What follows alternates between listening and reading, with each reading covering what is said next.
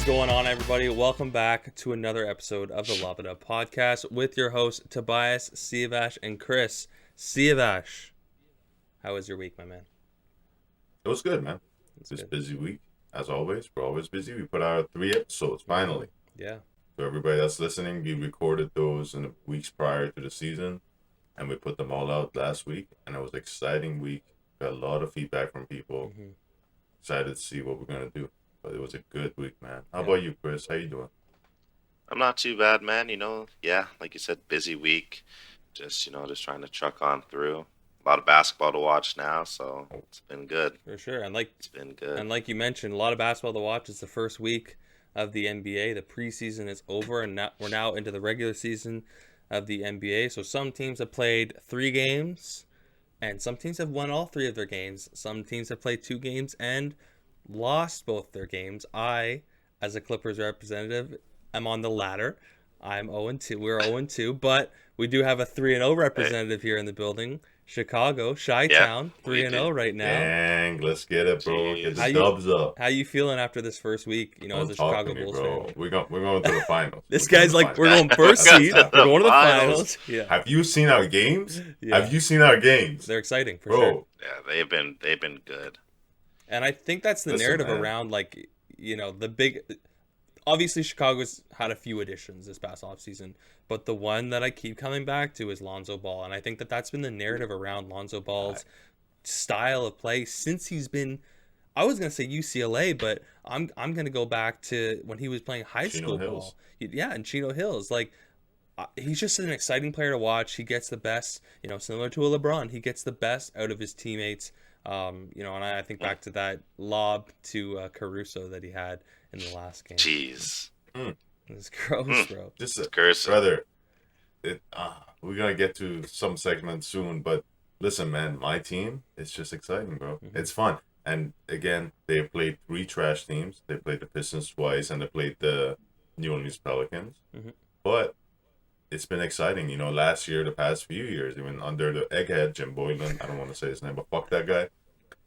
Even under him, the game was just painful to watch, man. They did the offense to the field right, but I texted you guys over the week. There hasn't been one moment where I watched your games, and I'm like, man, this is not good. Yeah. It's just exciting, and I'm just, it brings tears to my eyes, man. My team is good again. Yeah, they're a much better team, definitely, this year to watch. What about you, Chris? How are you feeling about your Raptors so far? Well, they are 1-2. It was looking good. I was very hopeful for them against Dallas the other day, and it was nice, but it was only because Luka was he's starting off slow, but once he started heating up, it's a different story. But I think they just got some things they need to tighten up a little bit, and I don't think it'll be too bad of a season. Now, what was Scott? Yeah, go ahead. Sorry. I was gonna say, and so far, super impressed with how Scotty's been playing his first 3 games out there. Yeah, I was gonna mention that actually. What's the stat line that he posted the other day? He had what do you have It's plus 10, 25. Yeah, plus something. I'd have to look it up, but I know right now he's averaging a double-double so far for his first 3 games. I think he's 18, 11, and something else, and 3. He had a crazy stat line. I'm just going to pull it up while I'm talking here. He had a crazy stat line the other night where he had, I think it was 16 boards or something like that. And for him as a forward, yes, that's expected, but Yeah, okay. It was against your Boston Celtics. He was 25 points, 13 boards, and 2 assists. Yeah. So he's definitely, playing impressive. That's one thing that I've liked watching the Raptors. I've watched only one of their games so far this season, but they're an interesting team. I think I say interesting because we haven't really seen this done before, where they're not putting out your traditional 6'3" and under point guard. They're not putting out your traditional 6'10" and up big man like a center. They're kind of going, wing players all throughout their lineup. So it's definitely interesting. It's definitely something to watch this season for sure. Yeah, exactly. But you did mention, off the top, we mentioned the Clippers. The Clippers are 0-2. However, like you said, honestly, with the Raptors, it's not something where I'm like they're playing terribly. Paul George is playing at the level that he needs to play at. to Exactly. be competitive this year. I think it reminds me a lot of Like, MVP and that's level PG that was playing in OKC. that's what I was gonna say too. Like, it's like PG. He's playing like, when they played against the Grizz, like even though they lost by 6 points, he still put up 41 Yeah. points, 10 boards. So you can't ask much more of the man. Mhm. Like he's doing everything he can for that squad. So it's probably just little things here and there that they tighten up sure. and yeah. Calories. Empty. And even Eric Bledsoe too. Like I think I mentioned in a video on my channel, like in the summer, how, or maybe it was just even conversations, between the three of us.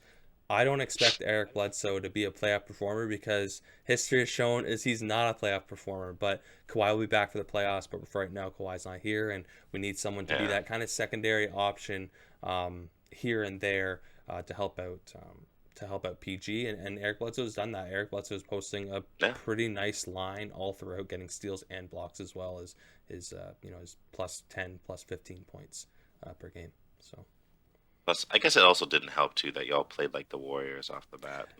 now you bring up You the know, Warriors, bro. Yeah, but I mean, it was a close game. Yeah. They only ended up losing by 2. Yeah. But I think what it was, you had your boy PG being a little confident. I was like, oh, we take logo shots from here.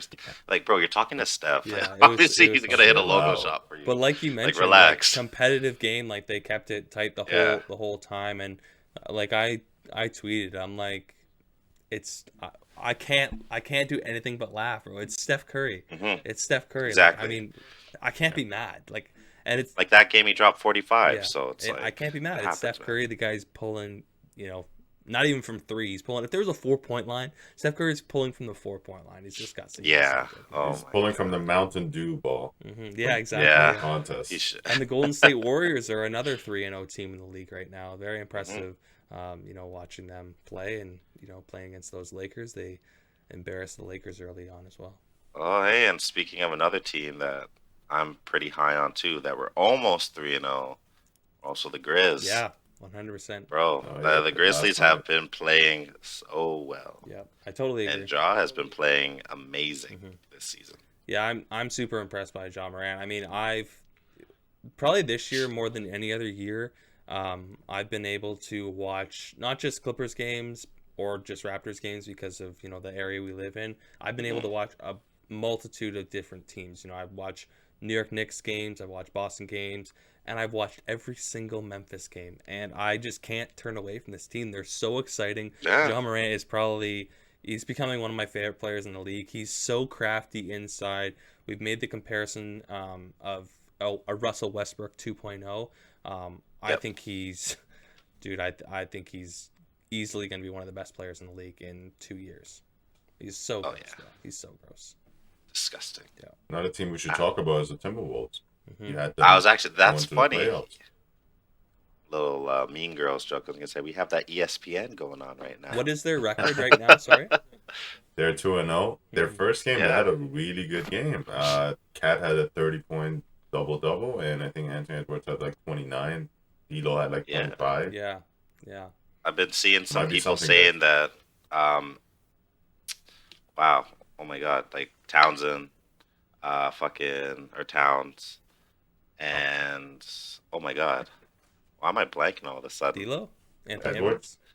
No, oh my God, no, I'm literally looking at the names. I'm looking at, and I just can't say them. But yeah, Good Towns, morning. Edwards, and D'Angelo are basically like a sneaky big three. Yeah. That's what some people are saying like this year. Well, this is what I was saying when we did our standings predictions. And if you haven't watched that video, if you haven't seen what our standing predictions is, definitely go check the video out. But I had them, ninth in the West? I think they're a team that can get in a play-in position. So, I mean, obviously it's so early on. Like this, I like to Yeah. clown on the Lakers just because I'm a Clippers fan. But like, it's so early on. Teams can change. Teams can go on a hot run. They can go on a hot run early on. They can go on a losing streak early on. So it's easy to get caught up in their early on record, but we got to look at the facts and what their team actually is. But do I think Minnesota is going to stay one of the elite teams in the league? No, but I definitely think they're a competitive team with, like you said, a sneaky big three that can hang around and get a play-in spot for sure. Exactly, because it's like they got another game against the Pelicans too, so they can probably get it done. But then after that, it's like, they got the Bucks, they got the Nuggets, Magic. I don't know, could go either way. And the Clippers, I think back to back against the Clippers. Oh, back to back dubs. Yeah, it's crazy. Yeah. Pat Bev, that's what I'm saying. I'm saying, bro. Every team that Pat Bev is on, my guy, he makes everybody around him better. We just talked about LeBron, and we talked about who are we just talking about? Who makes everybody better? Lonzo, yeah. Pat Bev, right up there. You know what I mean?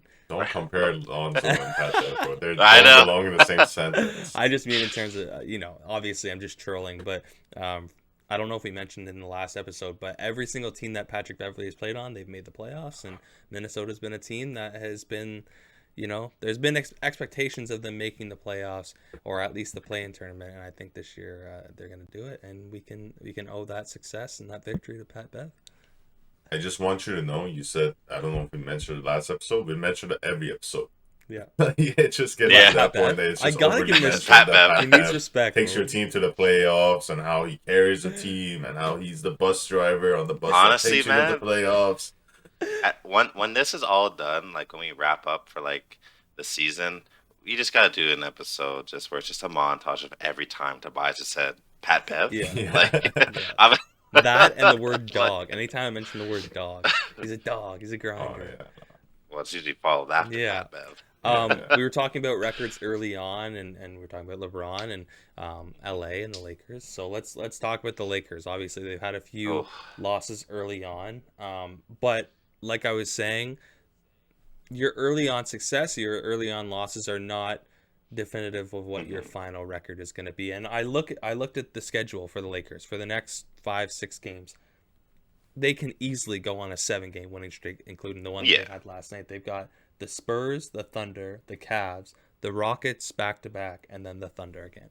So, I mean, those are teams that they should win against. I would be surprised if they lost against those guys. I guess maybe I would give some understanding to someone like the Cavs, who have a lot of big men, as we've talked about. But they got Kyle Guy on their team. Yeah, Jack Harlow. Jack Harlow. But they should, they realistically after that run they should be, 7-2. So it's just kind of indicative of how much a stretch will help you or can hurt you, depending on if you're playing some elite teams or you're playing some bottom seeding teams. So how do you guys think, this next 2-week for the Lakers is going to go? Chris, you're the Laker guy. Yeah, that's your second team. Well, we're both Laker guys, but no, I think you hit the nail on the head there, man. Like you're saying, this first few games should not be an indication of how a team like the Lakers is gonna be long term into the season. Mm-hmm. Once we're talking 40, 50 games into the season, they could easily turn it around. And looking at their schedule, they should be, and I use the word should be, some easy dubs. Mm-hmm. And I think they'll turn it around. They just got to get into a flow. It's tough when you've got so much talent too on a team, right? And I feel like we've said this before. This maybe a couple years ago, this was Braun's team. Now maybe it's shifting over to being AD's team. I totally agree. So maybe Braun is trying to get AD here's the reins. I'll still guide you. I'll still help you, kind of in the back, behind the scenes. But you gotta start taking over. And here he goes, fucking arguing with Dwight Howard on the bench. And is that LeBron's excuse for not getting back on defense? Bro, I don't know. These clips, I see them every single year. I know. I see them. It's all of them too. Even AD is guilty of it, man. When I was watching him play the Suns, there'd be you're guarding Chris Paul, and Chris Paul is just absolutely cooking you, and then now Chris Paul is he's in your head, and just I got to step up, and you're basically stuck to Chris Paul now because he's dropped so many buckets on you that you're leaving other people wide open for just easy assists, easy dishes, boom, and it's come on, man, you guys gotta just tighten it the fuck up, figure it out. But it's only 3 games in, so 100%. Maybe they'll use these next games just to kind of get that momentum going. See, what are your thoughts on the Lakers so far? I just want to say that off of what Chris said, we can maybe transition this in the next segment. But my thoughts on the Lakers, I think listen, it's just my thoughts on general standings right now. It's the first week. Yeah. Yeah. And we've had this, and I've seen this even within the first month, where I've seen teams like Orlando Magic a few years ago. They had like a 5-0 run, and everybody was like, "Oh, the Magic, they're finally that team. They're here, Gordon." They're It here. wasn't that team. You know, every year we have that. I think the Kings about 2 years ago had that run. You know, we have these teams that are going to be at the start. They're going to have that good run. You know, then the teams that actually start getting the motion of it catch up. The teams like Lakers, you know, the Nets, the Bucks, these are teams that they get in the flow of things. They're not going to be stoppable. So Yeah. I think it's the first week. You know, I joke around when I say the Bulls are going to make the finals. If they do, I'm going to bring that clip back and cut this part out. I predicted this. Hey, I called it, but you know, I think it's the first week, man. We got to wait and see. You know, I'm not gonna judge any team as of right now. I'm glad Maybe you. the Clippers. I'm glad you mentioned the Kings though, because one player I do want to give some flowers to is a young rookie. I guess he's not really that young because he's technically 22, 23 years old, but this is his first. He's a little year. older. Yeah, this is his first year in the NBA. Davion Mitchell. This guy, I think not this year obviously because it's his first year, but a couple years from now, he will have a stretch as being the best defensive guard in the league. You know, maybe that's a hot take, maybe that's, just a lukewarm take, but I think watching this guy guard some of the, the league's premier guards, most notably point guards, like 3 games that we've done this season or so far, right? He guarded Lillard first game. Lillard went 8 for 24 from the field. Guarded Donovan Mitchell. He went 9 for 25 from the field. And then they just played against the Warriors, and Steph went 9 for 23 from the field. So, these guys still were able to put up 20-plus points because they are elite shooters, elite three-point shooters. But just shows you, and just watching Davion Mitchell, how shifty he is, how, aggressive he is to stay in front. Yeah. Gotta go back to my guy. It reminds me of an elite Patrick Beverley. Elite? He's What? way better. Don't Like put Davion those Mitchell two is words way together. better. No, Davion Mitchell is an elite Patrick Beverley. Like He's a Patrick Beverly that I just think doesn't he's a really carry good Black player. Air Force One energy. Sorry, go ahead, see. No, sorry, I was gonna say just compare him to a better comparison of Marcus Smart. Okay, I can see that. Yeah, I totally agree. I mean, I just think he's an exciting player to watch. Not so much for flashiness and offense that we would get like a guy that we mentioned, Ja Morant, but I think in terms of defense, just watching him be able to shut down, like I mentioned, some of the league's premier guards and probably wing players. It's exciting. It's exciting to watch him. Mm-hmm. Big body. Yeah. Pause. Big body bends. Remember, I used to be Dusty. One more guy I want to give some flowers to, and I don't know why. Sometimes I think when players are early on in their career, we get attached to them. They become our guy, just whether we mention them a lot or you're just excited to watch them play. For me, it's been Jason Tatum. I think I'm going to start to attach myself to Ja Morant. I'm really liking what I'm seeing. I know you've been high on him, Chris, for a while. But again, one guy I'm attaching to Chris, just because I know he's mentioned him once or twice, is Cole Anthony. Cole Anthony, his last game, played, in the Garden, his dad's old arena. Obviously, he's from New York. His dad, Greg Anthony, used to play there. But Cole Anthony is a guard for the Orlando Magic and posted a 29, 16, and 8 line. 16 rebounds, not assists. Yeah. Chris, just go ahead and talk about Cole Anthony and, what do you like about his game? Man, he is just phenomenal out there. Like watching him yesterday, like play like the Knicks. It was just like, no matter what the Knicks were kind of doing, it's like he was still finding a way to make things work. To either, get passes out. And like you said, like this guy grabbed 16 boards. Yeah, it's impressive. Now, I'm sure not all of them were, just under the net, maybe just long rebounds. But still, it's like, bro, like you're down there, you're hustling, you're fighting, and like you're a guard. You're playing with these big men who should easily be, again, out rebounding. Yeah, you got Mo Bamba and Wendell Carter Jr. Like, there's some good. Yeah. In there. Exactly, like you're out rebounding them. Like Mo Bamba only had 13 boards. Yeah. I mean, that's still a lot, but still. But for a big man, yeah. Only. But it's like, but that's your center. Like, he should be like. But even you look at his opposition. You have Julius Randle, Mitchell Robinson. Like, those are guys that can grab you a few boards. So, yeah. 100%. Exactly, because Randle had 30 and 16 last night with a few assists too. Yeah, it's pretty good. Which I'm glad to see Julius Randle, because I know he obviously had a great regular season last year, but when it came to the playoffs, he kind of got a little quiet. He kind of shied away a little, and there was a lot of. I think I was probably even one of them. I was like, you're not that guy. Like, you had a good regular season, but when the lights were bright, you weren't there. I thought Julius Randle's good season was just going to be a one and done, but it's nice to see that he's still kind of consistently being that guy. Sure. I'm happy to see it, since you guys weren't so high on the Knicks, and I had them going. Me, I was high on the Knicks. You had them the 10th seed, bro. Yeah, I haven't. No, I swear I had them higher. I thought I had them higher than that. We got a clip. You got. I'm literally gonna pull it up right now. I swear to God, I thought he's feeling attacked. I had them 8. Where'd you have them, C? I had them 4th. Wow. Listen, man. It's not even. I'm not even a Julius Randle fan, but I think the organization, what they did, wasn't a fluke. I think they're gonna be great in the regular season. Chris, you got them 10 seed, bro. I had them 10. What is that? I thought I put them higher. I'll pull up the clip right now, Chris. You were like, they're not gonna be anything. Fuck New York. It's a dirtier Toronto. Okay, I didn't say that, but they are dirty. But New York is a dirty city. It's a very dirty city. Yeah, so is every city. I guess Lob It Up will not be doing a live episode from New York anytime soon. Listen, I said it in that clip. I'll say it now again. His views do not represent our views, okay? Yeah. That's Chris. Hey. I've even said Toronto can be pretty dirty, too. I said it's a dirtier Toronto. And Toronto can be pretty skeezy in some places, okay?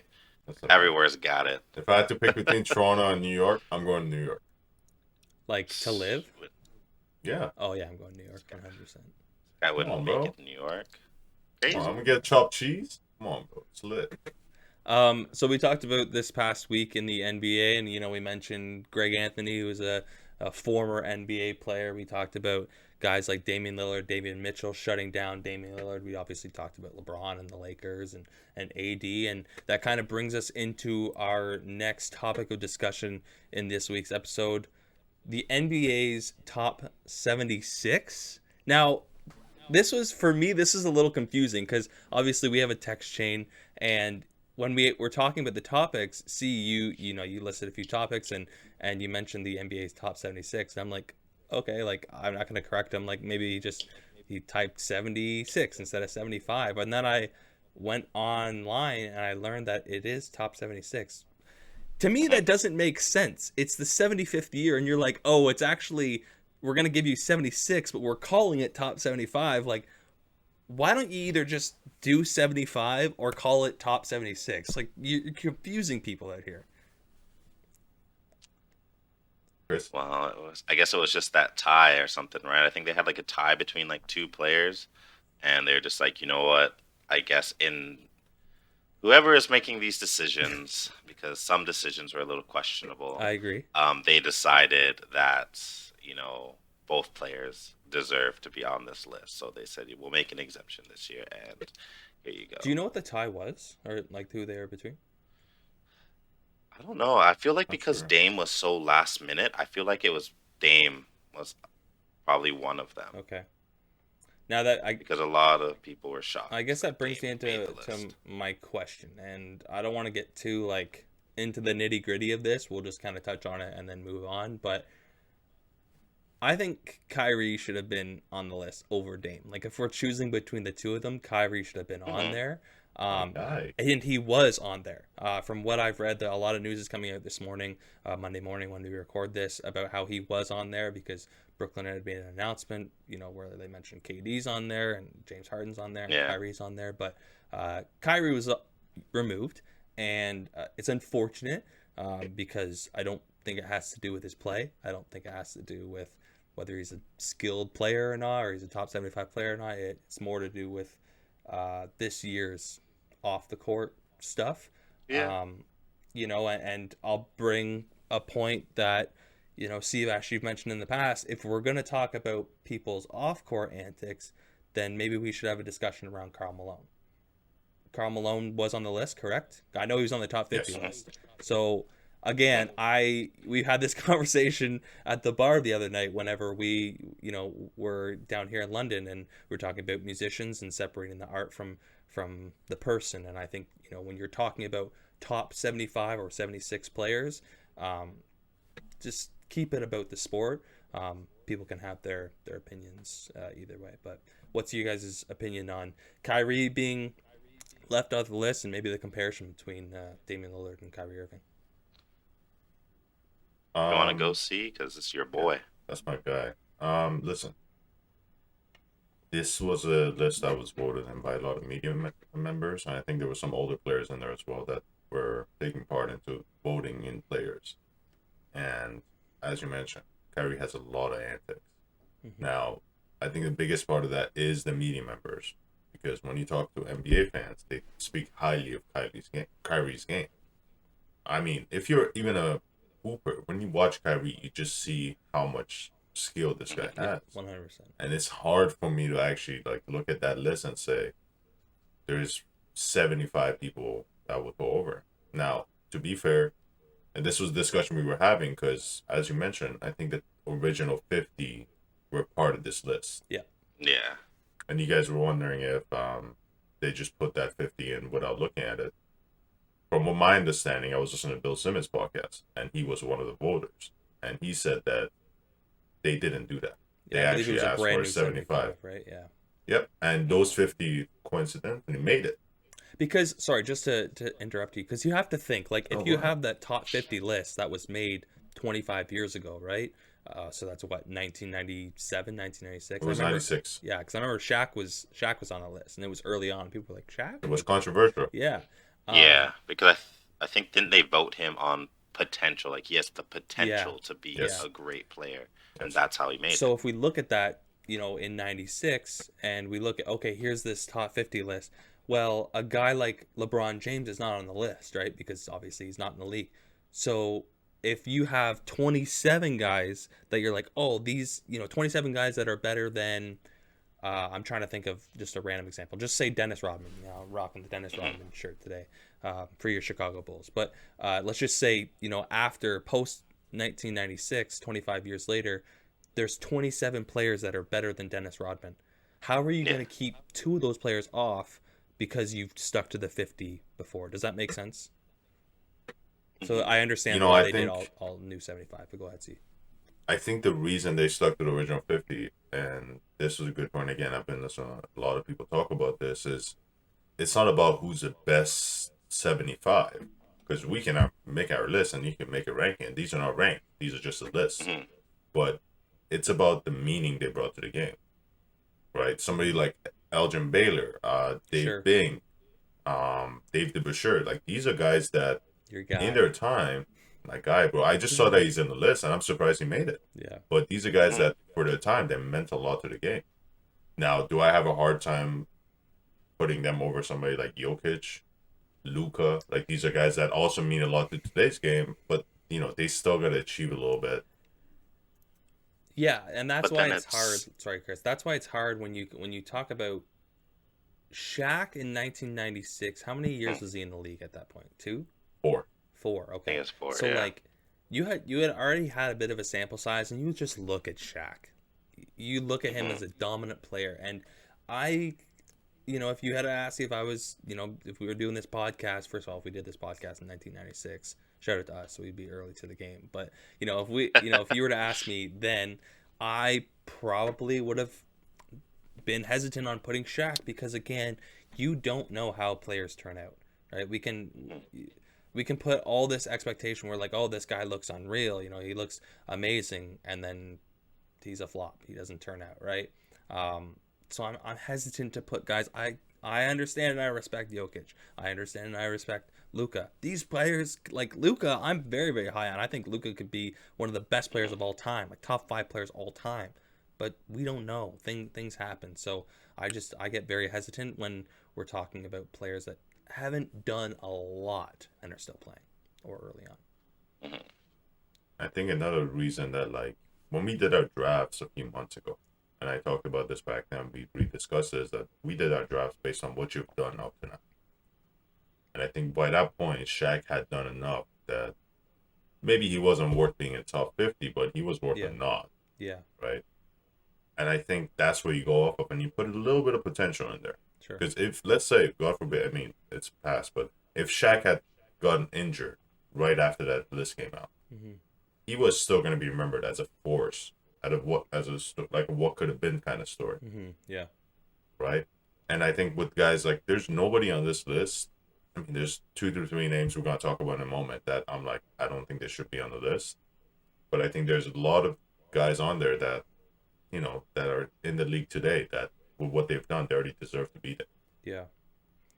I think what would be a good exercise, and obviously we can talk about it, but I think it'd be cool, is for us, you know, we're going to talk about who we think should be exempt and who we think maybe got snubbed and whatnot. But I think, you know, maybe even we sit down, we kind of create our own top 75 or 76 if we want to add that extra person in there. It'd be cool because I think there'd be a lot of similarities, but you know, and I would have to look at it because again, you're talking about comparing and contrasting players, but I think we would have some differences. I don't know if Chris would agree with having your boy Dave DeBusschere on there. You know, you and the get some of these milkmen out of there and stuff, because then I don't know, man. Yeah, because I guess it goes back to that topic of like you were just saying about how Shaq got in there and they voted people off like their potential. Like, should they be waiting like a little bit longer for like some of these players? And you know, if not, then it's like again, like why aren't guys like Luka on this list or like,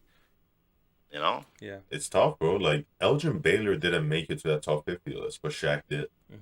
Now in hindsight, you look at it, you're like, hey, that's a good pick. Fair now. Yeah. But, fair. But it's like at the time, again, if Shaq got injured the next day, people would have been like, hey, Elgin wasn't Trump, man. Elgin and Baylor was nice. And he should have made Or even if list. you look at guys like Dwight Howard getting snubbed a little bit. Like this that's the biggest snub that everybody's talking about today, right? Huge resume. Yeah. Impressive. Like even comparing him with like AD, who's on the list, it's like, you know, they have similar resumes, but it's like Dwight Howard is leading in some categories and he is overperforming in some other categories too. I think it's just that middle area of his career that where it's like a little messy and stuff's going on, and I think that jaded it because again, it was these media people and some older players who were voting in these players, and much like Kyrie, they're probably not for like the antics and like the this and the that's.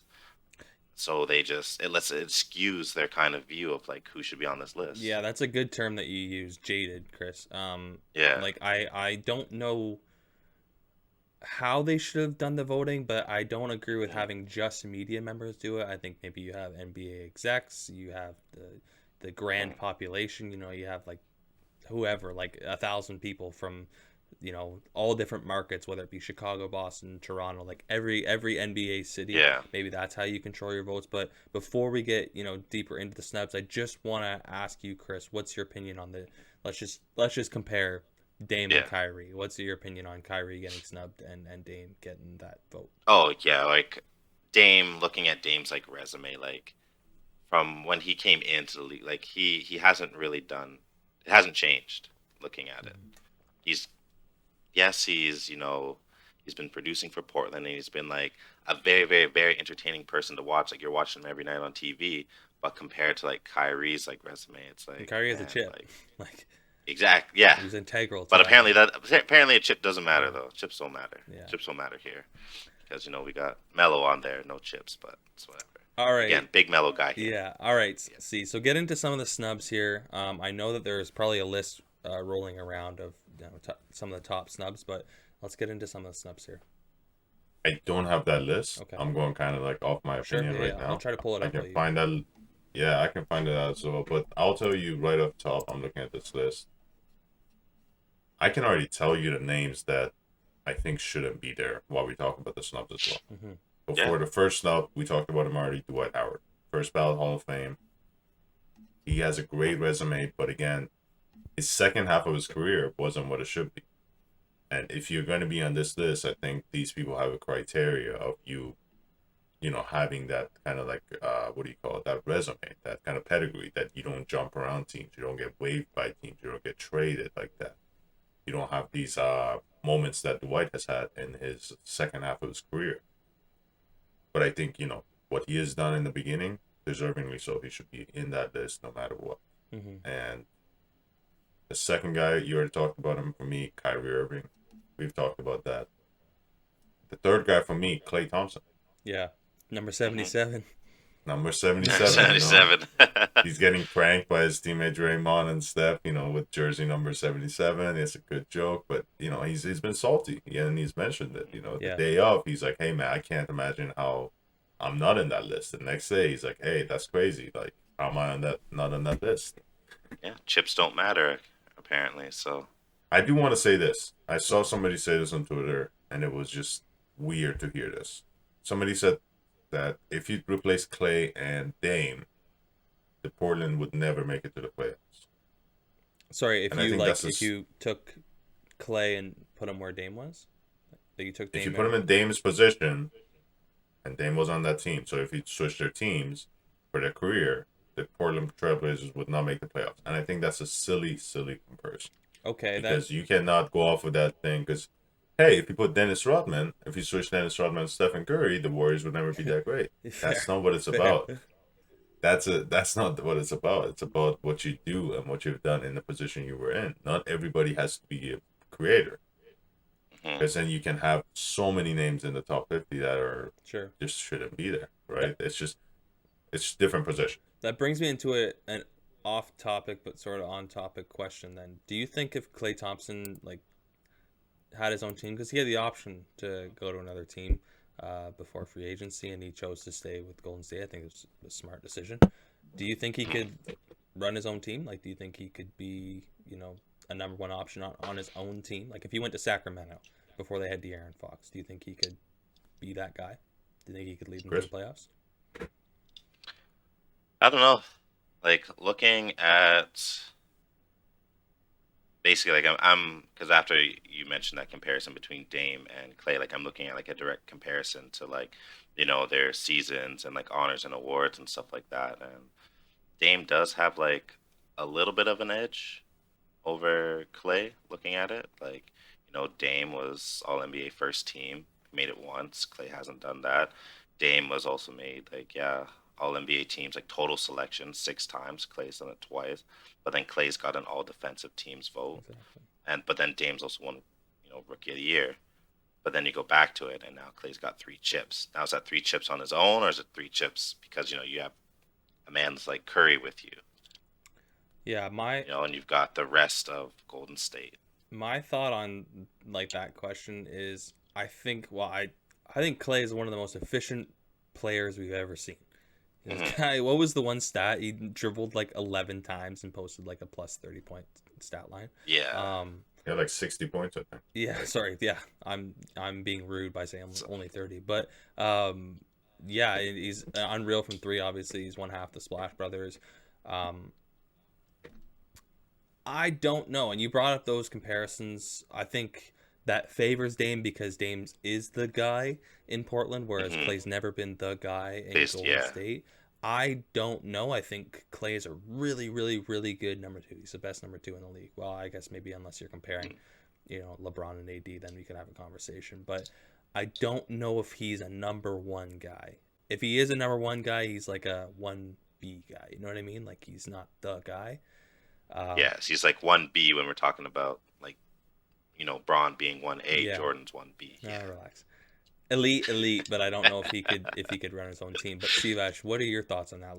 Do you think Klay, if he was given the opportunity to have his own team, do you think he could be successful with it? Yes. Yeah. I think so.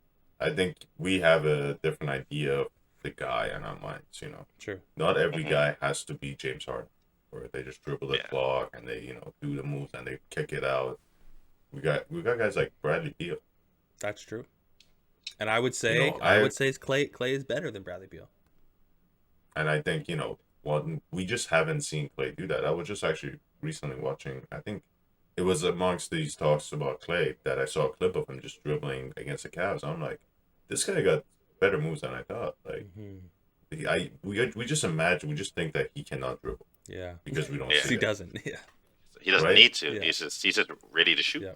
But if like again, we've had this conversation about Ben Simmons. If you get put in those positions, then you have to figure it out. And Yeah, that's true. you don't have to dribble for 20 seconds off the shot clock to be the guy. You can still come off picks and get 20 assists, give 20 assists to your point guard because he's just kicking you out off the pick and you're shooting the ball. Yeah. So it's just the offense can still revolve around you. You might not look like the guy because you're not James Harden or KD, you just bring the ball up, but you can still be the guy on that team. 100%. Yeah. Okay, so we talked about Clay and, maybe the comparisons between Clay and Dame, and obviously Dame made that list and Clay didn't. What are some other snubs that you got on the list there, Sivash? I think one I just saw that needs to be mentioned is Manu Ginobili and Tony Parker. Okay. Did you know that Manu Ginobili won a medal for Argentina? Yeah, I think it was Against gold, the 2004 right? Olympics team, the Team USA. Yeah. He beat that team. Come on, man. I'm surprised that you put Respect. Tony Parker on there. He's French, isn't he? Yeah, you hate French What's the people. issue? What's up, bro? No, I know he No, doesn't man. hate French people because he has No. Dave DeBoucher high on his... Is he French? Yes. Fuck. You listen to that name, I tell you. Boucher. Yeah. That's Shit. a French ass name, Yvonne. But okay, give your case for Tony Parker and Manu Ginobili. They're the best trio in the past 2 decades. They won over 5 championships. They were one of the best, not franchise, dynasties Yeah. of NBA all time. Mm-hmm. For 20 years, they were winning championships together. I think the case is just made right there. Like, if this guy, Tim Duncan, was great, but at some point he had to give the reins to his teammates. Manu Ginobili wasn't a guy who was putting up 30 points a game and playing 40 minutes a game, but he was still part of this team that when he needed to, he came through. Mm-hmm. So to not have another teammate of Tim Duncan on there, it's just disrespectful. Yeah. He didn't win that all by himself, and he wasn't just playing with a bunch of bums. He wasn't Yeah. dirt. Not to take away from what he's done. He's done great, Sure. but he also, those teammates were there for him. Yeah, like Manu brought us the Euro step, That's bro. Like And it was nice. Yeah. he gifted us that. Actually, he said to be honest, we weren't ready for it, and he's like, "Here, I'm entrusting you guys with this." To be honest with you, he didn't. Going back to the old school, me bringing up random facts from the 50s and the 60s, we talked about him off the top. Elgin Baylor's actually the guy that first introduced the Euro step, but No, that's the milkman Manu step. You're Ginobili- stepping around the old empty glass bottles to drop the new Milkman. ones, brother. Manu Ginobili is definitely Don't the call one. it Euro step. Manu Ginobili is definitely the one that kind of made it famous, and obviously it's called the Euro step for a reason. We saw it a lot in Euroball, but got to give Elgin his flowers there. Chris, do you have any snubs that are on your list? There's one guy I'm thinking Yeah, of that like- I'm waiting to be mentioned. Who? Go ahead. No, honestly, my big snubs are pretty much all the ones that like we've already mentioned. Like again, like I'm still really high on like Dwight Howard, and like I'm still really high on like Kyrie, not making like that list. Just because again, if you're gonna look at Dwight Howard's resume, like let me pull it up because I think I have it here. Like this fucking guy has. So yeah, he's got one chip, played 18 seasons, played in 12 playoffs. One of those he took Orlando to the finals, I'm pretty sure. Yeah. He's played in 8 All-Star games, All NBA first team 5 times, All NBA teams total selections 8 times, All defensive teams 4 times, like all defensive teams, like any selection 5 times, Defensive Player of the Year 3 times, rebounds leader 5 times, and blocks leader 2 times. And I'm pretty sure those were like back-to-back years and stuff. And it's just like, man, how can a guy with such an impressive resume and such an impressive like career not make it? And if it's again those media execs just being kind of jaded about like his those wishy-washy middle years, it's like, yes, okay, I get it. Maybe he shouldn't have been going from team to team to team, but it's like a lot of great players have bounced from like team to team to team and are still kind of figuring out and still have fantastic like careers. And it's mind boggling. I I have Dwight Howard as a top 10 center all time.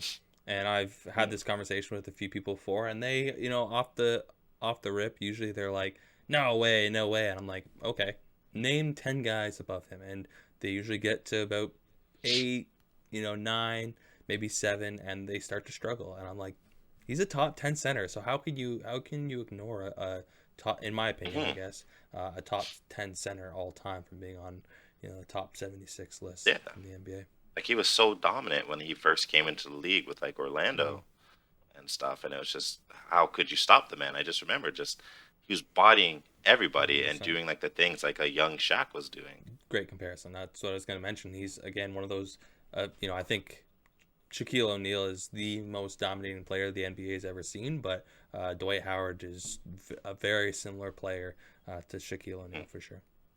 And one other snub. Well, I wouldn't even consider it a snub, but I just want to hear your guys' opinion on it, especially Chris, because, we brought up Elgin Baylor, and how we, talk about skill, but also impact on the culture of the game, and, more so the culture of the team that this player was on. Vince Carter, obviously, Vinsanity in Toronto. Early on when the Raptors were just starting out, Vince Carter was there, and he really kind of put the Toronto Raptors on the map in terms of notoriety, being recognized. Obviously we look at slam dunk champion, one of the greatest, contests back in whatever year that was, elite dunker. So I want to hear, obviously, both your opinions, but Chris, I want to hear your opinion first on, do you think Vince Carter deserved to be on this list? Do you think he was snubbed? Do you think it's reasonable that he wasn't? What's your opinion? Again, I really need to know what their criteria of was when they were making this list in general. Because yes, if it was impactfulness to the game, 100% I feel like Vince Carter should have made that list. Just because again, it's like you're saying, how many highlight dunk, the one dunk I can always remember is this man dunking over that 7-foot guy in the Olympics, bro. Yeah, that's true. Bro, was it in France? I don't know to be honest with you, but but yeah, it's you just think of all these great, especially dunk moments and things, and a lot of the times your mind is drawn to Vince Carter. Mm-hmm. Now, yes, he may have not pulled any chips. Yeah. He played 22 seasons. Yeah, he was around for a long time. He was around for a long time, but then looking at it, he doesn't have a super stacked resume when it comes to that. Mm-hmm. For all that time you spent in the league, he didn't make NBA All First teams, but out of total selections, he was picked twice, and and he had Rookie of the Year, and then kind of after that, it's kind of hard, I think. Yeah, I personally believe that post Toronto Vince, he kind of I don't want to say went downhill, but he just wasn't as noticeable. And you mentioned he never won a chip. I wonder if the narrative around Vince Carter would have been different, even if he just won a chip.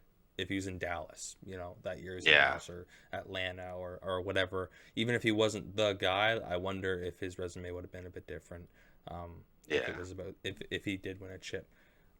C, what's your opinion on Vince Carter not being there? Again, we talk about impact to the game, impact to the culture, and the progression of the NBA and the progression of NBA teams.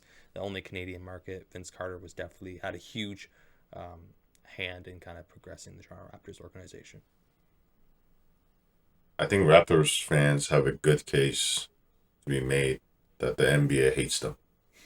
Yeah. Because if you look at the list, I don't think anybody from Raptors made it. Chris Bosh didn't make it. Kawhi Leonard. Kawhi was there for 1 year. We don't count.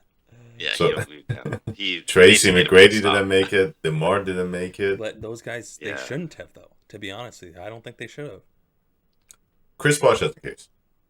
I think Chris Bosh has the case over Vince Carter. Okay, but I would say Chris Bosh's case was made in Miami, not in Toronto. But I feel like Chris Bosh, though, was still producing and was still very impactful in Toronto. Yes, you go along, you put him side two other very high producing players, and he becomes like that solid 3 guy. Mm-hmm. So I think his role was definitely bigger in Toronto, and there was more pressure and there was more weight on his shoulders there in Toronto than there was in Miami. Because Miami, if I'm playing next to Dwayne Wade, who is like arguably like one of the best shooting guards, and I'm playing with LeBron James, I don't have to be my best every single night. Mm-hmm. I don't have to come out and give That's you 100% to win a game. That's true. So yeah, but that also goes to the point of like the NBA has been around for 75 years, and yeah, I don't have the list in front of me, but how many number 3s are there on the list? yeah. Dennis Rodman. Okay, but I would say that Dennis Rodman's impact was a lot greater than Chris Bosh on both. Dennis Rodman is one of those players. Sorry, Dennis Rodman is one of those players that I think we just look at how much like impact he brought to the game, but in case of skill, again, it's one of those talks where if you took him out of that situation, what would he have been? Right? I just think in terms of defense, he's one of the best defensive players of all time. He was a great hustler, but I think there's still a lot of things to be done to say, like, okay, if you just look at skill, again, I just use the same argument to say why Clay should have been there over Dame, but I think if you look at skill, I think Dennis Rodman was just great in his role. And if you were to look at skill, if you were what he could have brought and what Chris Bosh or other guys who were third stringers brought to the teams, Dennis Rodman, he's probably the best third stringer, but in case of skill, he's not there. Yeah. Okay. So, yeah. Cool. I mean, I definitely agree. I think like, do I agree to the extent of some Raptors fans? No, but I do agree. I think Toronto being in obviously a whole different country in Canada versus the rest of the NBA being in America, I think they get overlooked sometimes with a lot of things. I do think that they get disrespected. Pre-Kawhi, I think they got disrespected a lot by the media, and again, that's American media. Even when it was the 2019 era with Kawhi there, I can remember Stephen A. Smith just basically being like, I don't want to go to Toronto. I don't want to I don't want to be, because obviously they fly to each city for the NBA finals, and they're like, I don't want to be in Toronto. Toronto's cold and blah, blah, blah. So I do think that there's some disrespect on that side. It was June, so I know, but for these guys that are always in Cali, I'm sure they would like maybe a Miami and LA battle. They were loving that one. Love to hate Toronto. Any more snubs that we want to talk about, boys, before we move on to probably our final topic of this week's episode? I think one last thing we got to mention is Paul Gasol. Okay. Yeah. I think he's in the same conversation with guys like Chris Bosh. Yeah, I agree. Just guys that won. And when they were on their own, they were incredible, but they gave that up to be able to win. Yeah. Yeah, it's an interesting conversation too to get into, because then again you get to because I don't think that it's strictly, maybe it is, but it probably is because it's the NBA top 76, but I think you do need to take a look at their impact in Europe, and not in Europe, but internationally, their impact internationally when it comes to the Olympics and when they played, when Pau played for Spain. So listen, man, Manu Ginobili, he won gold medal with Argentina. Yeah, 100%. Pau Gasol, you got young mans like Luka just dominating out there in Europe before coming to the league and saying, "Yo, this is easy. It's easy out here." Luka's not on the list, right? No, he's not on the list. But then again, he could have been somebody much like a Shaq who they voted in on potential. Yeah. But again, of course, they don't want to do that anymore. Yeah.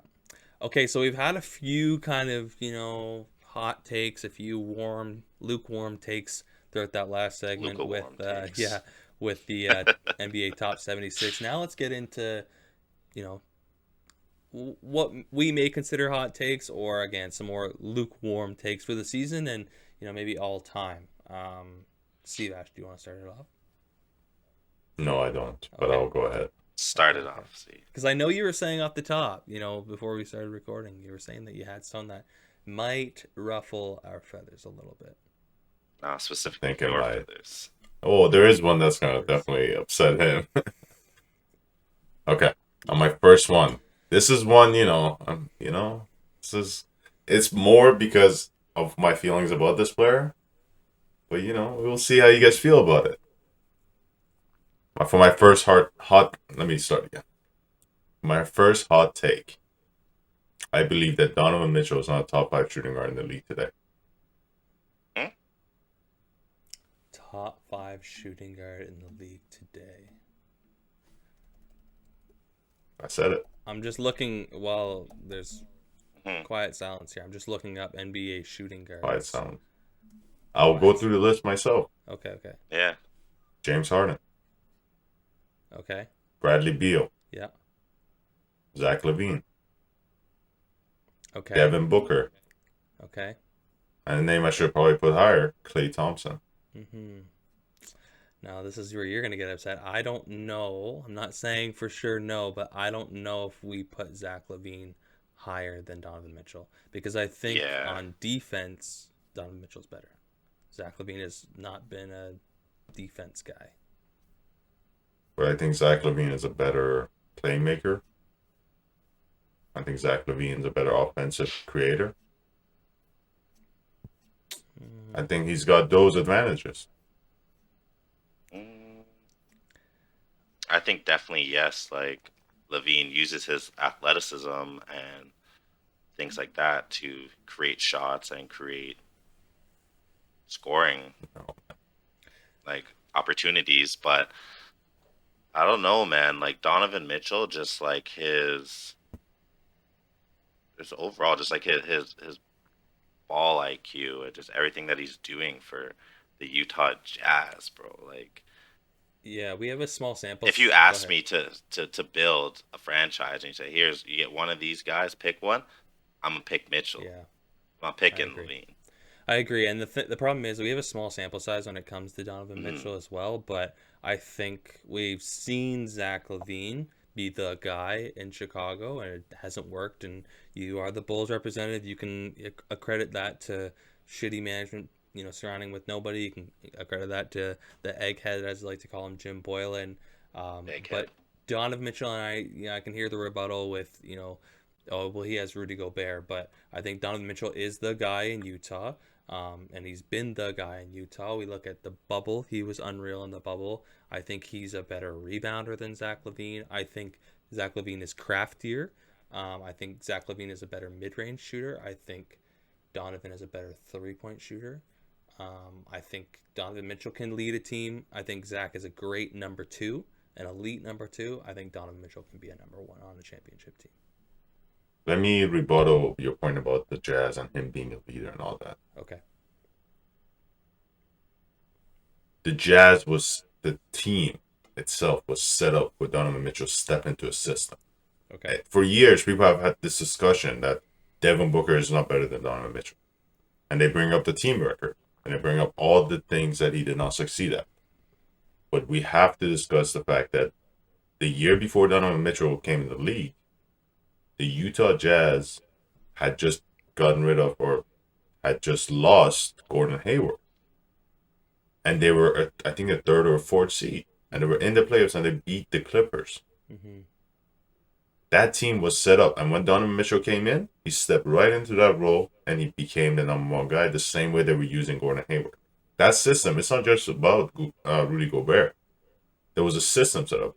Listen, Quinn Snyder, I've spoken about him for years. This guy, I remember watching that team when George Hill was on that team. And I was like, man, this team is incredible. This team has something great going on right there. So I want to see, listen, we can't even put hypotheticals, but I really want to see Donovan Mitchell. I wish we could have seen him on his own when he came in the league.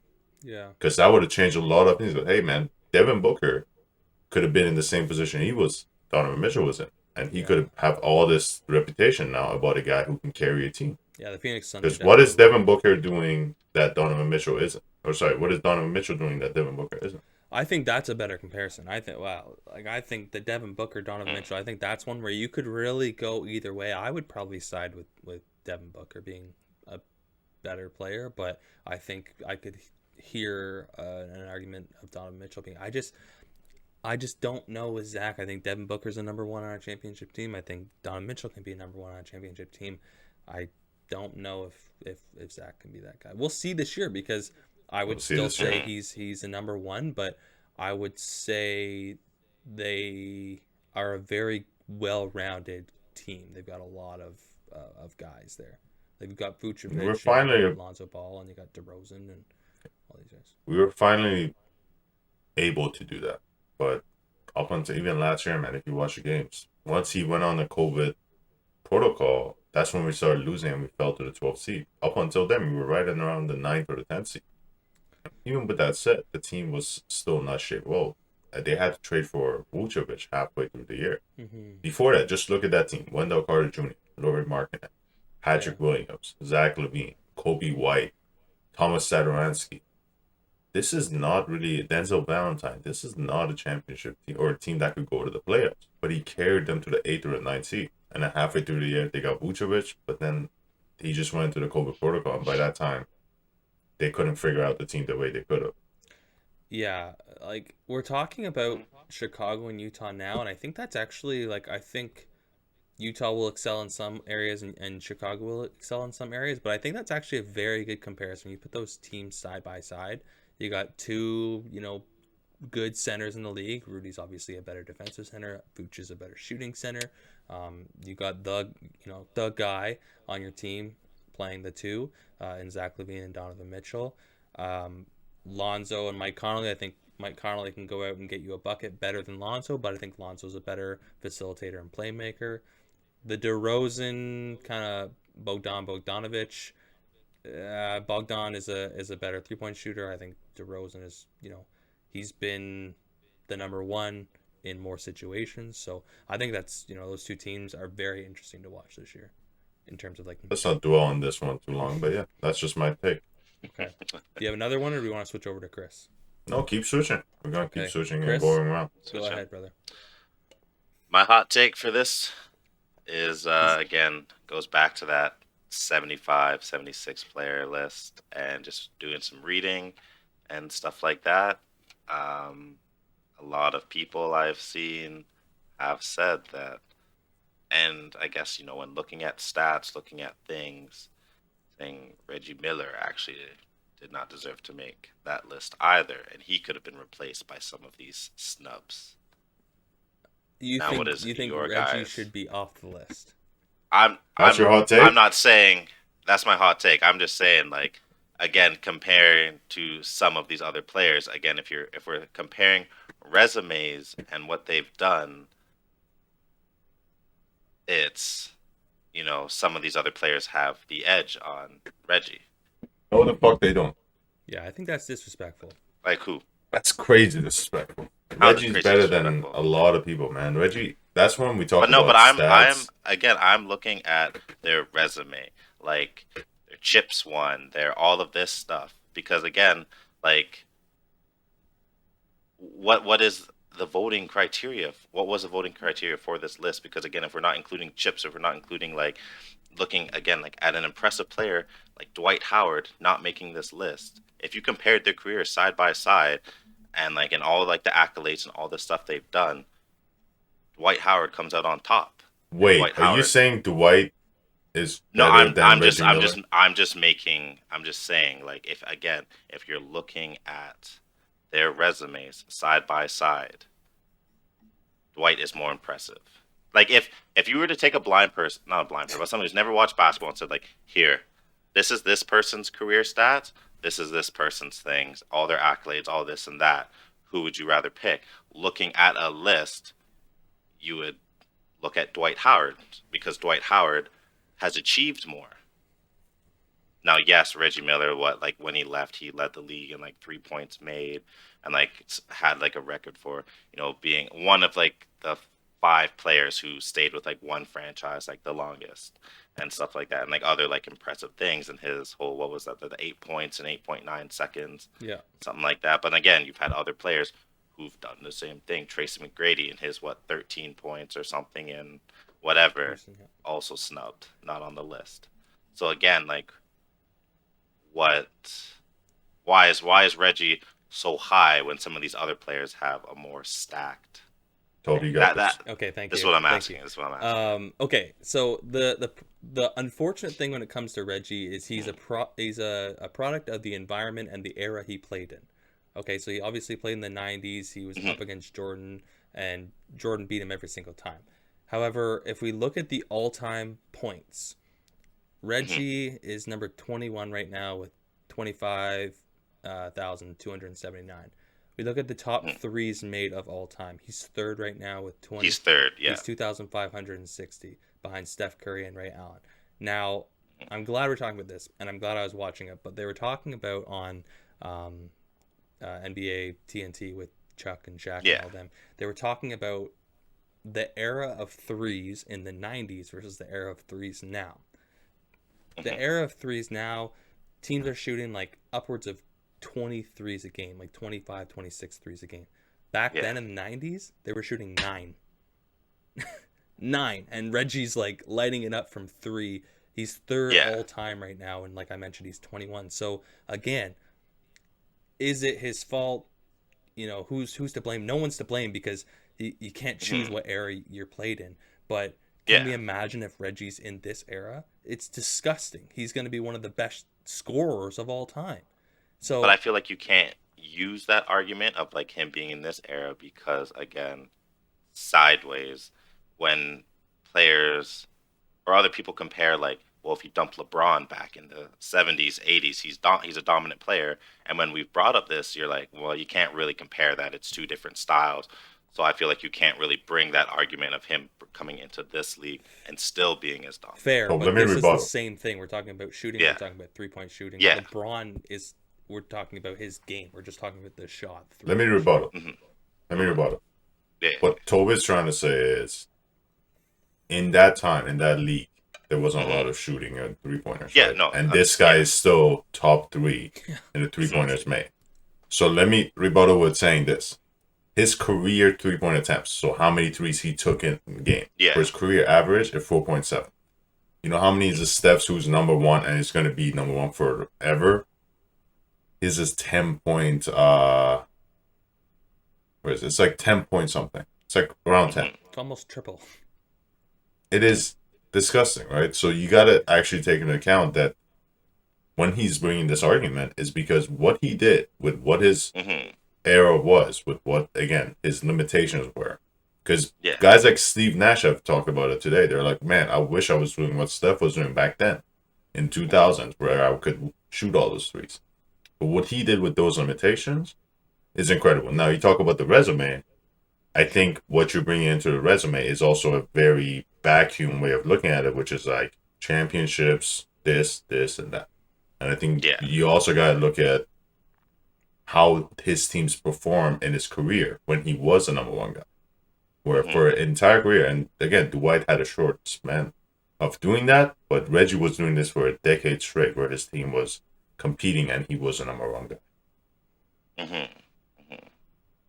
So I will put it simply when I say it is blasphemous to say Dwight should make it and not Reggie Miller. I think there's a lot of disrespect towards Reggie, like just in general, like and like especially a lot of people that are watching the game today, like there's disrespect towards Reggie for sure. Like, and I don't even like Reggie Miller. Like I as a broadcaster, I think he's annoying. I hate his voice. Like just shut up. And like if you watch Open Court, which is a segment NBA TV used to do, where they had like all these Hall of Famers, they would sit around, they kind of chop it up like we do on the Lob It Up podcast.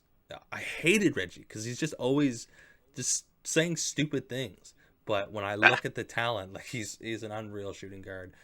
And that's not top 5 shooting guards of all time, but he's easily top 5. And that's not and I'm not saying that Reggie Miller was not talented or is not talented and stuff, but like again, like it's just questionable. Again, guys like Dame and stuff, making this list, and it's guys like Kyrie not making this list. Yeah. So that's 100%. That was just like my kind of thing, just reading it, and like it's not necessarily my hot take, but it is just like what I've been picking up over like going through some of like the NBA like things on like Reddit and other things, just like doing some research like around like this list, So for me, I don't really know if this is a hot take. It's just an observation that I've made that I think you guys should agree with me with. The Los Angeles Lakers. We just watched. Obviously, we record this on Monday. The Lakers game was last night on Sunday. We watched Melo put up 28.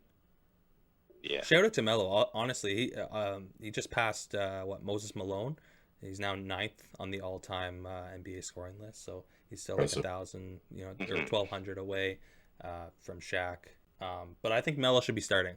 I don't think Melo should be on the bench or coming off the bench, especially doing what he's doing. He was integral to the Lakers' win last night, and I actually think Russell Westbrook should be coming off the bench.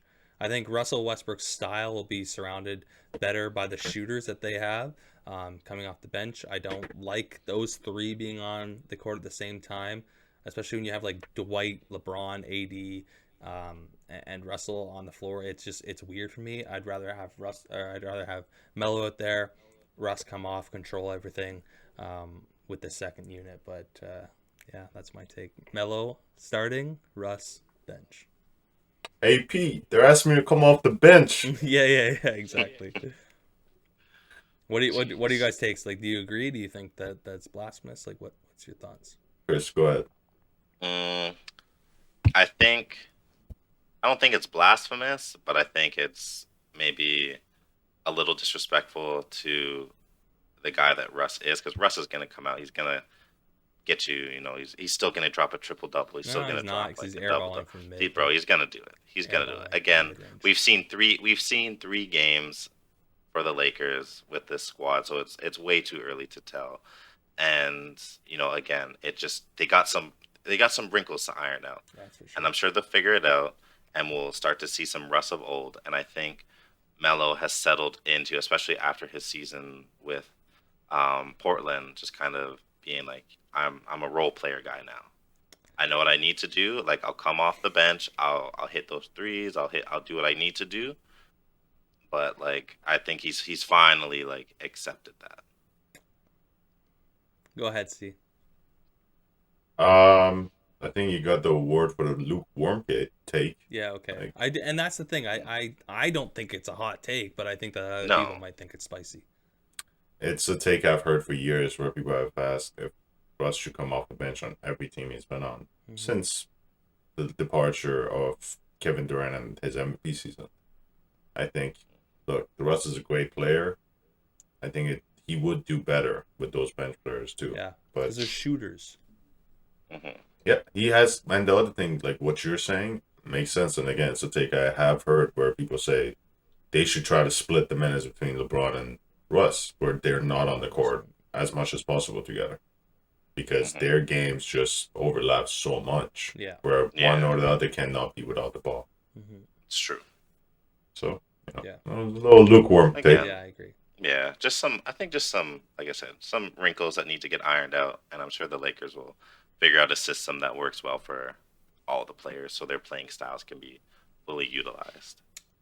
Before we move on to your next hot take, because we just mentioned Melo, like, I want to give him a bit more thought, a bit more respect. Like, can you imagine those years that he wasn't being signed? People were like, there's 15 players better on every single team in the NBA than Melo. Can you imagine if he was like in the role that he is now, or the role that he was in Portland or even in Houston? Can you imagine he was just there consistently for that time? Like, he would have passed Shaq by now. Like, we would have already been talking about him passing Moses Malone. He could have been a bit higher on that list. One of the best scorers, I think, all around, all time. A factor for that was also his ego at the time. He was really having a hard time kind of fitting into those positions. Sure. And if you watch the first few games with the Rockets and that season he was in, and then he got waived, was him just kind of shooting mid-ranges and trying to shoot the three, but not really. He was trying to post up. And by that time, the Rockets, who had just gone to the conference finals against the Warriors, were like 0-5 or something. So once they waived him, they were able to actually come back and be like a top 4 seed, I think. Yeah, that was the CP James Harden era when they had Melo, and you think about it, thinking back now, you're like, wow, like CP, Harden, and Melo, that'd be crazy. But I totally agree. Like, ego is a big factor. Melo was the guy at Oak Hills, and then he was the guy in Syracuse, and then in Denver, and then New York. And it's hard when you're that number one guy, and then to not be that guy anymore. It's tough. Yeah, a wise guy by the name of Jermaine Lamar Cole has said, "Pride is the devil." Yeah, 100%. 100%. Jermaine Cole. Jermaine. Cool. Jermaine Cole. Dash, you got another one, and is this the one that is gonna ruffle my feathers? He's smiling. Might be something with the Clippers or Michael Jordan. You got one of those right. It's the Clippers. But my second hot take. This is something, again, there's no measurement for it. But I believe that LeBron is a better defender than Michael. That's so disrespectful, bro. Yeah, I'm not gonna like. Oh, I don't even want to hear from you. I get it, bro. LeBron No, was a no, thing. no, and no, you're no, like, no, No, he's gonna defend you. Listen, Okay, listen. okay. I was gonna defend you, but now you can I'm go coming fuck and yourself. shooting. No, go No, ahead. fuck yourself. I'm out of here. You just lost a friend. Yeah, you just lost an ally. That's crazy. What do you- Go ahead, Chris. Treaty done. No, because I was gonna say, you know what? I'm gonna agree with you a little bit, Tobias. Like, yes, LeBron, is like a great defender when he chooses to be. But as of late, like for some reason, I've been seeing so much of it. I mean, like, bro, like you are sagging so hard off your man. You're giving them too much space. Now I get it. You don't need to stick to your man like glue all the time. And again, it depends on the defensive rotation you're running. But you should not ever, like, if I'm guarding you in like the corner, I shouldn't give you enough time to grab the ball and then decide, oh, okay, I'm going to pump fake and now I'm going to drive around you, give you a couple steps on me, then decide to chase you down. Like, no, I should have already tried to stop you, get in your way, and disrupt that. He hasn't been doing that. But then again, like I kind of mentioned earlier, AD is also pretty guilty of doing that too as well. So I think it's just something. Can I rebuttal the to that defense point? as a whole. Sure. Yeah. When I say that, I think I'm talking about like in actual Overall? skill. Yeah, overall. Oh, But okay, what you're then, yeah, saying with that is also just like, hey man, it's regular season. No, but I'm saying, yeah. Overall, yes, but like as of late, like the last like couple of years, I've been seeing some like lazy defense. No, I But- agree, and I think But those definitely, are there. but definitely overall, if I'm gonna look at the span of his entire, I'm gonna bring my bags over to C's house for a little bit. Listen, I think LeBron has every potential to be an elite defender. I think he has every potential to win Defensive Player of the Year. He's a 6'9", 250, 260 forward that can play the guard. In terms of size and strength, that's something that he has over Mike. He can switch on 1 through 5. I think LeBron has the potential to do that, but he doesn't. And he's never been that guy that's been an elite defender. I think probably Miami was like the best. Well, Miami's the best version of LeBron that you're ever going to get. I think he could have won it that year. But I think LeBron, I don't want to say he likes offense more, but he's a better offensive player than he is a defensive player. I think Mike, well, you look at it, Mike won a Defensive Player of the Year, and LeBron hasn't. I don't know. I think LeBron has the potential, can do it, but he chooses not to. Chris, you mentioned, as of late, you've been seeing him sag off and whatnot. That doesn't bother me as much as him just literally not getting back from defense. I just watched it last night in the game. I watched it in the playoffs last year. There's this, and this might offend, but there's this whiny kid type attitude that LeBron gets if he's down or if he doesn't agree with a call, where he just decides not to get back. He just will sit there and argue with the ref and just literally wait in the offensive zone while the team down in the defensive zone is playing 5-on-4. And I don't think you can ever win a Defensive Player of the Year award or be considered a good defender if you're literally not getting back on defense. But I feel like though every player has done that at some point. He does it a lot. But you can give up those possessions if you are able to always catch up. And he always, if you're that great of an offensive player, you always even James Harden, for years people are like, oh, he's such a bad defender. He's such a bad defender. But when you're the guy on that team, you're not going to put all your energy into defense. You do that occasionally. No, a few years ago when the Clippers and the Lakers were playing and LeBron shut down Kawhi. There's already a clip of how hard he's playing on defense. And that's what I'm and saying. He did the same thing. Everything. And I think he did the same thing on a back-to-back with the Bucks. It was like a weekend where they were playing the Clippers and the Bucks in the 2020, right before they won the championship, right before COVID. And he shut both of them down. He played great defense. But at the end of the day, man, it's a regular season. Yeah. He does it in the playoffs. He did it last year against the Suns. He just didn't get back. Last year was chalk. Like, you saw that. Last year was gone.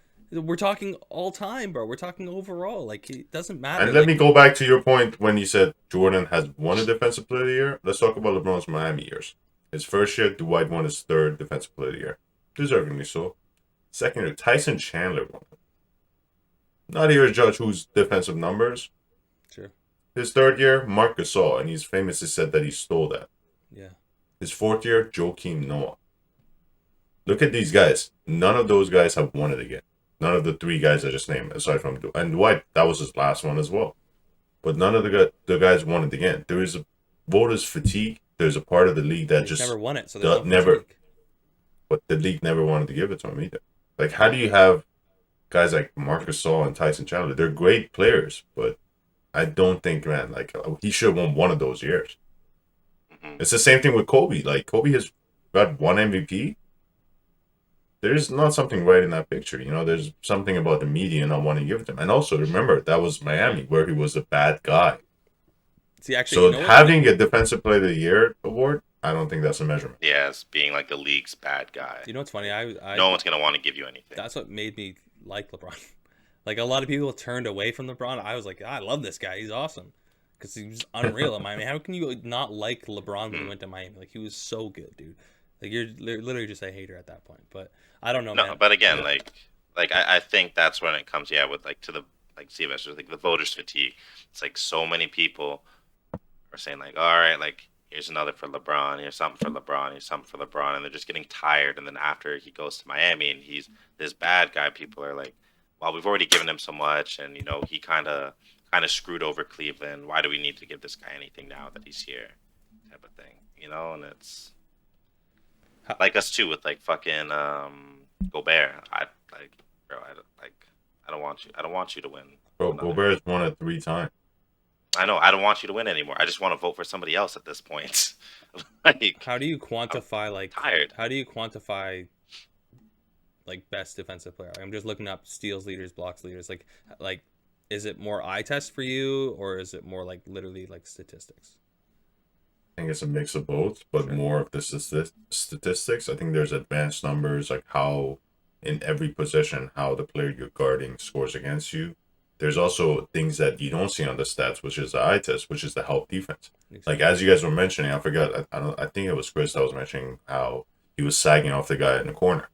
If you watch the NBA, like, that is part of the defensive scheme. Whoever's got the corner on the weak side has to help every time. And then they start rotating from the guy on the wing, and this is just a part of the rotation. And LeBron's a great help defender, but you can't measure that really with the numbers. Yeah. Okay. Yeah. I was just looking at the all-time steals. Mike has like 500 more steals than Bron does. Obviously, Bron's not finished his career yet, but Bron right now at this point has played more games than Mike. So again, then we can get into conversations about eras and, you know, your opinions on the quality of players and stuff. But again, I don't know. Like, I agree. LeBron has the potential to be a great defender, but he doesn't do it. So therefore, I cannot give him that award. Listen, bro. Mike was guarding Clyde Drexler. I've never seen Clyde Drexler do dribbling moves, bro. That's okay. Different era. This is where I go back to you can't compare eras in that sense. 3-point, when we were talking about Reggie, but then 3-point is different because it's literally just, that is it. Like, it's 3-point. Steals is all about the quality of the opposing player. You know, points average per game is about the quality of the opposing defender. But 3-point is 3-point. You either take the shots or you don't. To the stat that Steve Ash brought up, it was, 4.7 for Reggie and over 10 for Steph. Like, you either take them or you don't. Like, Chris, do you have a second hot take or lukewarm take? I do not. Okay. Maybe percolate on one if you would like, but I have one more. Again, maybe you agree with it. Maybe you think it's lukewarm. Maybe you think it's spicy. I tweeted it out, and I think I sent it in our text chain as well. I think, again, and maybe it's just recency bias. I've been watching him, and I haven't seen the other guy. But if we look at the 2019 draft class, the 1 and 2 picks, we were Zion Williamson and Ja Morant respectively. And in my opinion, I think Ja Morant is going to have a better career than Zion Williamson, both better and longer. The longer isn't really a hot take. I think we kind of know that might be where Zion's heading with the injuries and the weight. But what's your guys' thoughts on that? My cup of tea has been sitting here for an hour, and that take was colder than that. So you agree then? Yeah, that's a cold take. Yeah. Yeah, because I think you could pretty much ask almost anybody at this point, and they would probably agree. Now, again, I don't know if it is just where Zion is, like just like New Orleans as like a general, it's just overall like market, stuff like that. Maybe he could be better utilized elsewhere. But yeah, no, like Zion, he's got to lose some weight. Like, because you can't be jumping as explosively as you are, as he is. He's almost three. At what is he like Dude, he was 285? He clocked in at something. 300 at one point last Yeah. year. Bro, that picture I sent you guys of his like rookie season photo shoot and this season, Yeah. crazy. Because even people were saying his rookie season he was too heavy. Like now, yes, you were maybe a little more dense because like your muscle, but then coming back this year, it's like, man, like your knees are going to get blown out. You're going to be slower. You're going to be a little more tired. Like, sure, you've got the power, you've got the build to play some of that bully ball, but you can't keep up that bully ball for, the gumbo. It's the gumbo in New Orleans. The gumbo. The reason I bring it up is because, the narrative has been, and maybe it's changed again this year because of we just haven't seen him play, but the narrative has always been, since Zion came into the league, since the year before Zion was in the league when he was at Duke, this guy is going to be the next face of the league. Like Luka and Zion, like they're going to be the next 1 and 2 guys that are going to carry this league for the next 10, 15 years. And no one's ever really mentioned Ja. Still, no one would mention Ja, I don't think. But I think, after seeing what I've seen these past 3 games, I love Ja's game. I think he is an explosive player, but I don't think he's going to damage his knees, and I don't think he's going to be Derrick Rose 2.0 like Zion will, and be out of the league early. I think it was Enes Kanter who said Zion is basically Julius Randle, but with more tops. And I think it might be a little soon, but at some point we might have to apologize to him. Yeah. Because at the time, people laughed him out the room, like, come on. Yeah. Like, Zion's better, but, it's getting there, kind of. Yeah. Yeah, well, obviously we never want to wish, bad health on a player, but we're just looking at, what's been presented in front of us. We can only look at what we've seen so far, and, I don't know, man.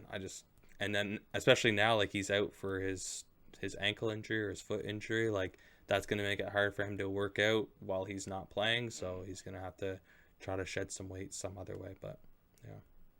And that whole situation was weird, the way he was expected to play opening night, but then they just kind of try to hide the situation and how he has to, like, deal with this injury for some time now. And also, man, nobody knows what's going to happen with him in New Orleans with the fact that he's played for 3 coaches in 3 years and his team hasn't been able to do what he's been expected to since he came in.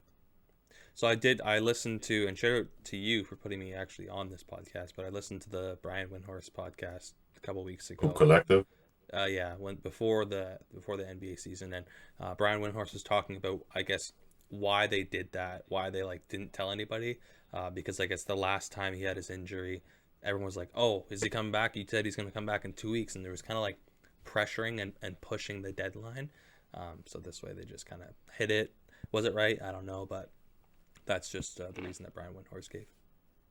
I think, and that goes along the lines of what Kawhi did this offseason with just giving that player the privacy and, having that trust with the team. Yeah. Kawhi was, from my understanding, he had signed the deal and was ready to do everything within the first few days, but he just the team didn't announce it because they wanted to give the player the privacy. Totally. And with the injury reports, I think that's great because, at the media day, imagine if they knew at the media day, every question was going to be for Zion, hey, when are you coming back? Hey, how are you feeling? What did the injury mean to you? All these questions that they ask every time when somebody's injured. Yeah, puts more pressure on the player for sure. For sure. Chris, do you have one? Did you think of one? Maybe not. I did not. Okay. I did not think of one. No, I was just listening to you lads okay. going, and then I was just doing some Googling. after, because when we were still talking about that, Jordan, LeBron, defensive player. Because then when I sent that video in our group about Rex Chapman, Torch, and Jordan, I was just like, who is Rex Chapman? Because I've never heard of this man. Yeah, Twitter personality. But I mean, you could pull up any player in the NBA in any sport getting torched. And it happens. Yeah, 100%. It happens. So like I get it. So I was just doing that little thing on the side. It's like, is this guy even a thing? Yeah. Is he a milkman? I see him on Twitter all the time. He's like a Twitter personality. Is he a Twitter personality now? Yeah, that's why I laugh so much. No, I think he was on NBA TV, no? Like for one of the drafts this year? Yeah. Oh. Yeah. Nice. Sivesh, do you have one more hot take for us, or are you all out of spicy? I'm done. Hot pocket? No, I'm done for now. I thought we were going to do 2 each, go around, but I think that's good. We might bring this back another time. Yeah, I'll try to, I'll try to toss mine in the microwave. Listen, bro, you got to turn on the boiler, man. That shit was cold. Yeah, your shit was lukewarm, man. Just watch me come in. Hour-long bath water. An irrelevant franchise. This guy. You know what? I do got one more. Before the 2010s, the Raptors were a trash franchise. Yeah. Them and the fucking, what are they called? The Minnesota Timberwolves. Yeah. No, I'm kidding. All right, so that's all we have for this week on the Lob It Up podcast. We talked about the top 76, the snubs, the people that should have been there, the people that shouldn't have been there. Some disrespect was thrown Reggie Miller's way. We talked obviously about this first week in the NBA. I think we'll continue doing that, just kind of reflecting on the week as it was. Some young guns, some older guys that should get their respect. Shout out Carmelo Anthony, and we gave him with some hot takes. I think Steve Ash was the spiciest today, and I was sitting in the freezer before. So for the next episode, obviously we'll be coming next week on Wednesday. Do we release on Wednesday or Tuesday? Wednesday release. Wednesday. So make sure you're checking us out on Instagram, checking us out on Spotify, wherever you're listening. You might be watching on YouTube, but that's another episode. Peace. That again.